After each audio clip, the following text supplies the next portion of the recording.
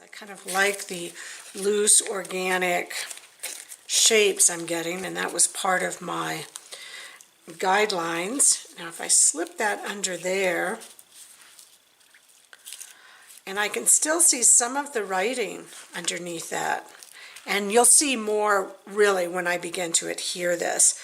Now do you see this shape? I'm thinking I might pull that down a little more. And let's just analyze this for a second. This is a very high, strong contrast. This is where your eye is going to come in. You've got a graphic element. You've got the lightest light next to one of your darkest colors. It's going to pull it in there. You've got another high contrast area here, and it jumps over into here. You've got this interesting texture going around here, and this is another strong area that can pull the eye down into there. I might add, I usually do it this way, but whatever you're most comfortable with can give you this kind of soft edge. So we're looking at sometimes hard edges and sometimes soft edges.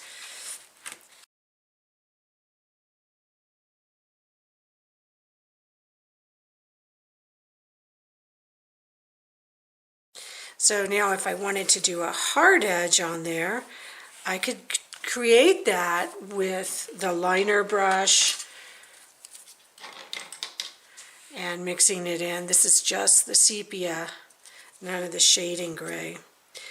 And it's going to give me a little bit more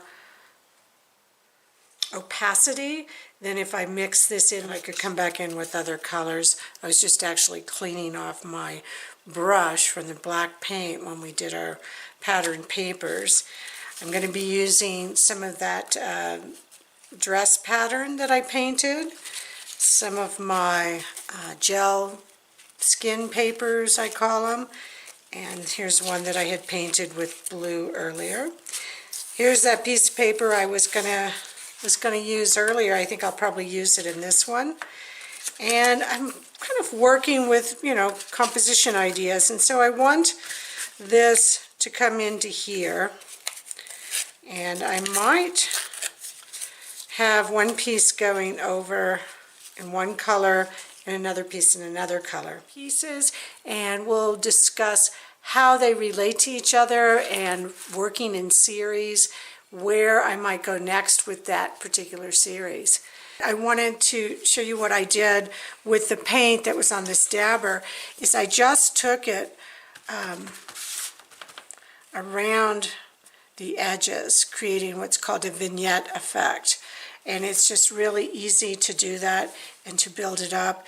And I'll go back in, create some more shadows under here like you've already seen, and probably accentuate something in here, bringing another little area of brightness. But I wanted to show you that portion.